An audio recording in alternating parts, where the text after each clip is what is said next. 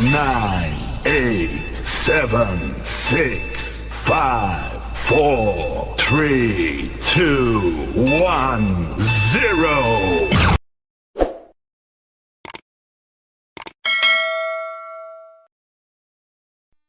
السلام عليكم ورحمة الله وبركاته متابعينا الكرام، أهلا ومرحبا بكم في فيديو جديد ومباراة جديدة وانطلاق مباريات البلوغرانا برشلونة من أجل الاستعداد إلى الموسم الجديد 2025-2026.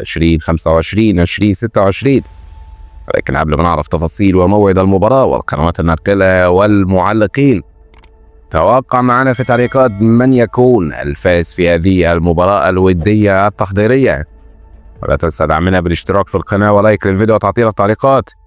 الصلاة والسلام على النبي المصطفى صلى الله عليه وسلم.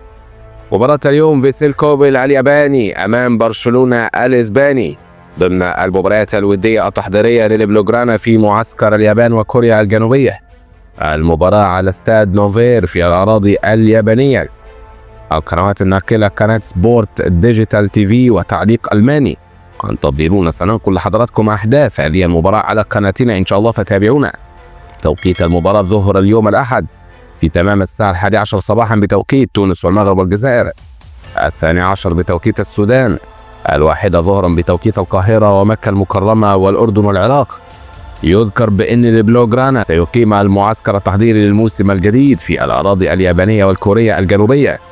المباراة الأولى ستكون اليوم أمام فيسيل كوبي، ثم المباراة القادمة ستكون أمام سيول، والمباراة الأخيرة ستكون أمام دايجو. توقع معنا في التعليقات من يكون الفائز في هذه المواجهة، مباراة برشلونة وفيسيل كوبي ضمن المباريات الودية التحضيرية للموسم الجديد 2025-2026. شكرا لكم، السلام عليكم ورحمة الله وبركاته.